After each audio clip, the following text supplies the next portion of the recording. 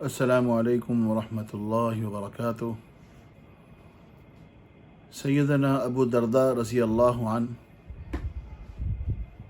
بہت ہی اجل صحابہ میں سے، امام الانبیاء سرور دو عالم آقا دو جہان کے مقرب ساتھیوں میں سے ہیں۔ فرماتے ہیں کہ آقا دو جہاں امام الانبیاء سرور دو عالم صلی اللہ علیہ وسلم نے فرمایا، جو بندہ فکر کے اندر ہے، غم کے اندر ہے، اس کو کوئی پریشانی لاحق ہے، اللہ کے پیارے پیغمبر صلی اللہ علیہ وسلم کے فرمان کے مطابق اللہ کا کلام ایک جگہ ایک آیت حسبی اللہ لا الہ الا ہو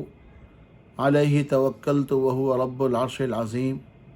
فرمایا جو 7 مرتبہ دن کو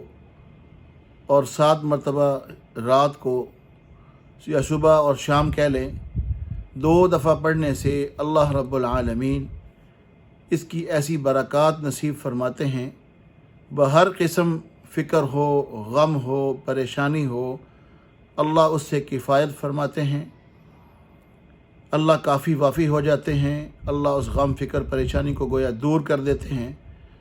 اللہ کے پیارے محبوب صلی اللہ علیہ وسلم نے اگلی بات بڑی عجیب فرمائی،